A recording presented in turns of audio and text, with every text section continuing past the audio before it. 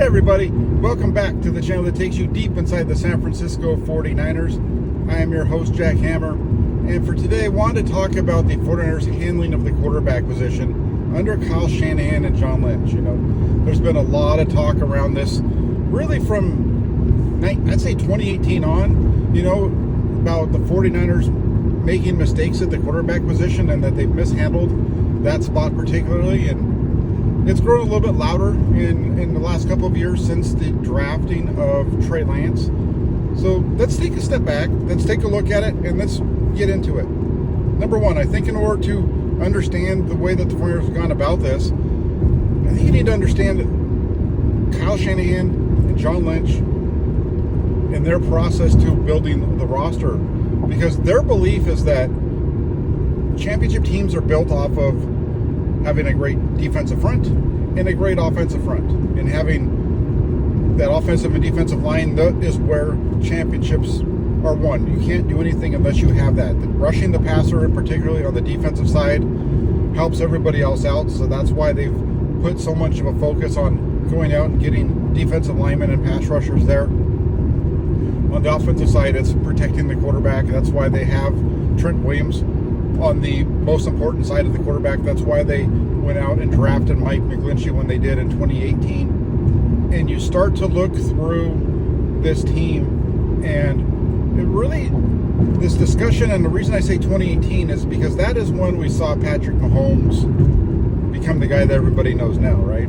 And at that point in 2018, you got to remember, the 49ers had made the decision in 2017 to go the route that they went, because that's, again, their philosophy, build through the lines. And so that's what they did. And they picked up Jimmy Garoppolo late in that season, had a really nice finish to the year, won 5 in a row, but yeah, the competition wasn't all the best.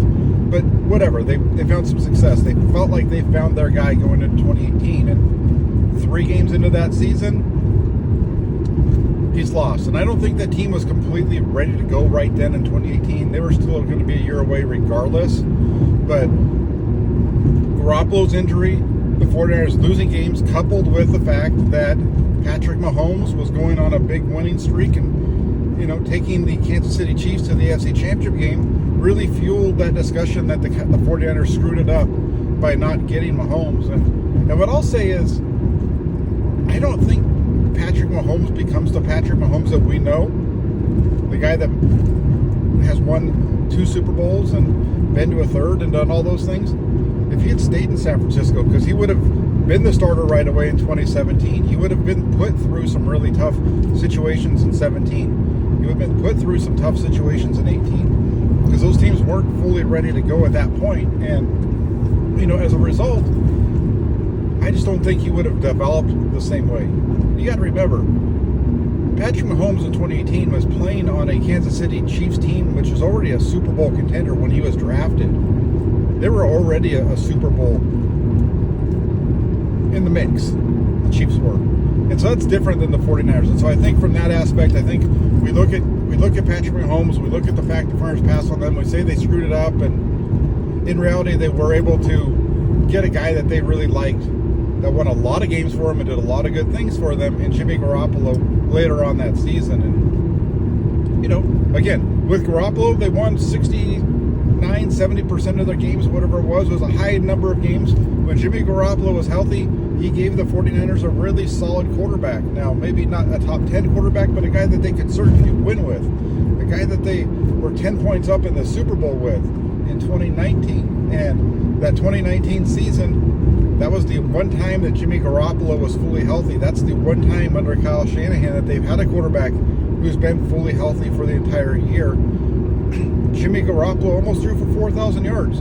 The only reason he didn't was because they threw the ball, I think it was the second or third fewest times in the league that year. But his, yards per attempt and all those other things were one of the best in the league. Now, again, Jimmy Garoppolo is not the best quarterback in the league, but Kyle Shanahan knows how to work with these quarterbacks and get the most out of them. And he maximized Jimmy Garoppolo's potential. And that statement I just made about Kyle Shanahan being able to work with these quarterbacks and get the most out of them, that's going to be a topic that we'll talk about soon, because there's been a lot of talk around his inability to develop a quarterback, which we'll get to that on another show. But you get to 2020, fast forward to 2020, and that's when things really start to fall apart for the 49ers in terms of at the quarterback position. They just got to the Super Bowl. 2020, they come back. Garoppolo hurt again in week 2. Nick Mullins shows why he's the backup quarterback. And then when Garoppolo comes back, he starts to get him back in there. And then he suffers an injury against the Seattle Seahawks up in Seattle that ends his season that year. And I really feel like it was the Jimmy Garoppolo injury in Seattle that knocked him out for the rest of the season. That was what started the wheels for the 49ers deciding that going into the 2021 draft, they needed to find themselves a franchise quarterback. They needed to start preparing to move off of Jimmy Garoppolo. And they trade up to number 3, and they select Trey Lance. And I think the selection of Trey Lance was a decision that was one that they took a big swing, because they didn't just take the easy pick. The easy pick for the 49ers in the 2021 draft at number 3 would have been Mac Jones. Mac Jones was the easy pick for them because he's the guy that perfectly fit what they did already. He had the ability to get the ball out quickly. He had played at a high level at Alabama. He had shown the ability at Alabama to come from behind in a game as his junior year against Auburn. And he'd been in some really tough games at times, even with the Crimson Tide his last year there. He was the guy that fit their system, but they took the big swing on the guy who had the higher ceiling. And that was certainly Trey Lance. And you're never going to get an argument from me that Trey Lance doesn't have a higher ceiling than Mac Jones, doesn't have a higher ceiling than Brock Purdy, doesn't have a higher ceiling than a lot of guys. But they took a big swing on him, and it was a big swing in part because, yes, he had all that potential, but he just had not played enough, and he was extremely, extremely raw. And when we talk about raw, it's not just the fact that he didn't get very many throws. It's the fact that he just didn't really get put in very many football situations at a high level. You know, even at North Dakota State, it's not like he was leading a team late in the game to win in the fourth quarter. In fact, there was only one game during his time with the Bison in which they were even trailing in the fourth quarter. And they went into the fourth quarter of that game with the ball, scored a touchdown, and then ended up winning by double digits. It's not like he ever really had to make the big plays at the end of the game. And there's other football situations, obviously, that go into it that he didn't have to deal with there. Part of the reason he didn't get a lot of snaps was just because they were so much better than everybody else. He didn't finish a lot of games either. So, you know, it just was going to be a tough hill for Trey Lance to climb. That's what I'm trying to get at there. It was going to be a lot of work to get him ready to play at the NFL level. The 49ers went into their first training camp, and I think, you know, you need to listen to what Kyle Shanahan said when he told everybody that it's going to be very difficult for a rookie to come in here and beat out Jimmy Garoppolo. And when it comes to Trey Lance, you know, he said that because he wasn't trying to put pressure on the rookie. He was trying to keep the pressure off of the rookie, trying to really keep pressure off of himself as well, because once you make that move, you're committed, and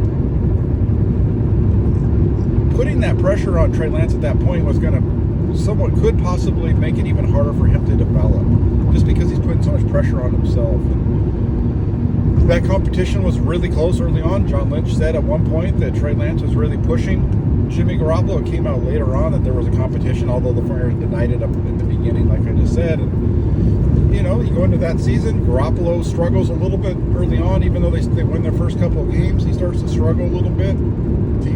Team is struggling around him. He gets injured. Trey Lance struggles a little bit in his first start.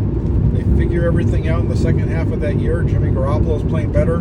He gets hurt again. And Trey Lance comes in and he plays much better against the Houston Texans. They almost go to the Super Bowl that year. And they go into 2022.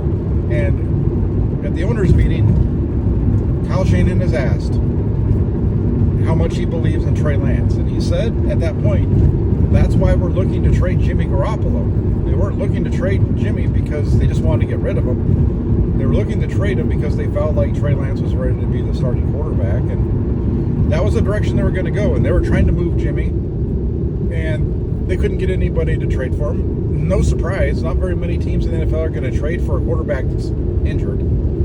And so you get into training camp and you end up re-signing him at the end of the year. Now that doesn't, at the end of training camp, and that doesn't mean that they weren't high on Brock Purdy either. Because that's the other part of this, right? Is they thought that Brock Purdy was good enough that he beat out Nate Sudfeld, the guy they had given $2 million to, the guy that they were clearly expecting to be on the roster with us, which is why they gave him $2 million. They weren't expecting Jimmy Garoppolo to be there, but, you know, they were able to keep Jimmy Garoppolo, and they bring, you know, they go ahead and keep Brock Purdy. That shows that they know what they're doing. They kept Brock Purdy. And then, you know, Trey Lance was going to be the guy, but Trey Lance got injured for the third time in his career. Just, you know, at the end of early on in the second game against the Seattle Seahawks, the ball turns over to Jimmy Garoppolo. Garoppolo gets hurt, and now it's time for the rookie. The 49ers were never going to play Brock Purdy as a rookie. There was really no reason to believe that they were going to turn to Brock Purdy right away as a rookie, unless everything else kind of fell apart. You can take yourself back to 17, right? That's why Brian Hoyer was the quarterback, and, you know, they were just trying to figure it out. That's why C.J. Beathard played a little bit there before they finally got Garoppolo. But anyway, taking it back to it, and the only reason why the 49ers are in the position now where we're having so much debate about the quarterback spot is Brock Purdy was injured in Philadelphia. If Brock Purdy didn't suffer the injury in Philadelphia and he was fully healthy this offseason, a lot of the discussion, a lot of these narratives that we've heard around the 49ers and the quarterback position wouldn't be happening. There would still be discussion as far as the upcoming competition. There would still be some, you know, I would still say, and I said this during the season towards the end, I think during the playoffs even, that there should be a 49ers quarterback competition this year. Brock Purdy should be the leader, and then Trey Lance, you know, competing with him to try to beat him out. And nothing's really changed there except for the narratives from both sides. You've got the Trey Lance people who are like, you know, they're pushing everything. They're really trying to tear down the accomplishments of Brock Purdy. And then you've got Brock Purdy on their side. But let's get back to the whole 49er thing. They found Brock Purdy. They found Trey Lance. If you are a 49ers fan who believes in either Trey Lance or Brock Purdy, that either one of those guys can be a starting quarterback in the NFL, a starting quarterback for the 49ers, then why are you saying that the 49ers can't figure out the quarterback position? They drafted a guy that you feel can take this team to the promised land in Trey Lance.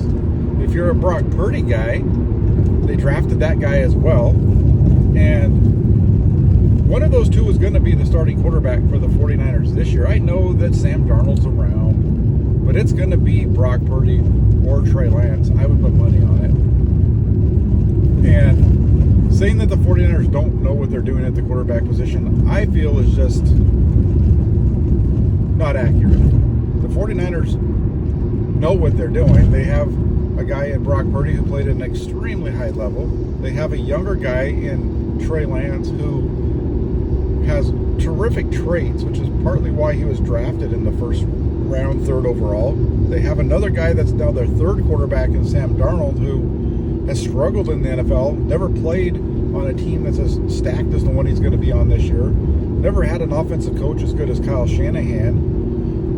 And do I expect him to be terrific all of a sudden? No, I don't. I've seen too much of him to believe that all of a sudden he's going to turn it around and be the greatest thing since sliced bread.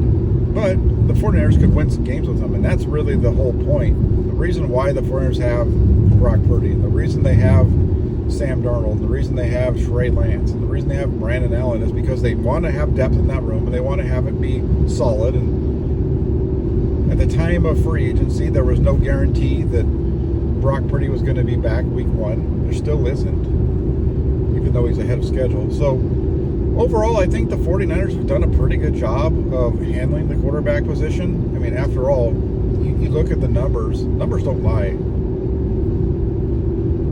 Since 2019, the start of 2019, the last 4 seasons, the 49ers have won the 4th most games of any team in the NFL. They've been extremely successful. They haven't won the Super Bowl, but they've been to one, and they've been on the doorstep of 2 others.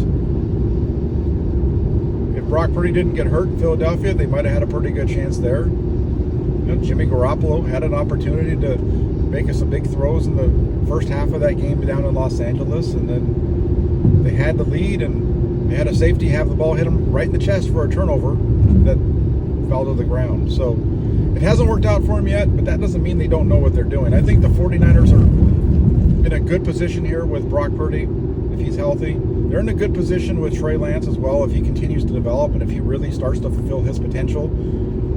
He can really make some noise this year, and Sam Darnold could help him win a game or two here and there if he needs to come off the bench. He proved that last year as a member of the Carolina Panthers. So, hey, take it for what it's worth. These are my thoughts on the way the Farmers have handled the quarterback position. I think they've done a fine job.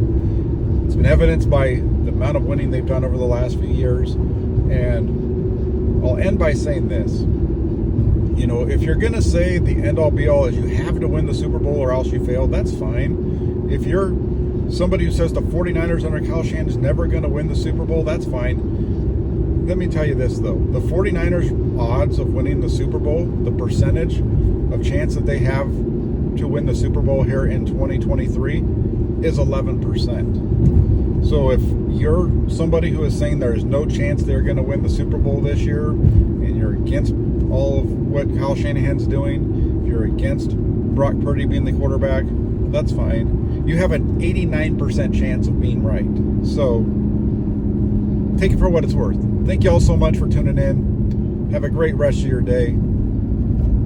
Please, before you leave, hit that subscribe button, and when you do that, also turn on your notifications so you don't miss any of the updates right here on Inside the 49ers. Thank you all so much once again. Have a great rest of your night, and we'll be talking with you soon.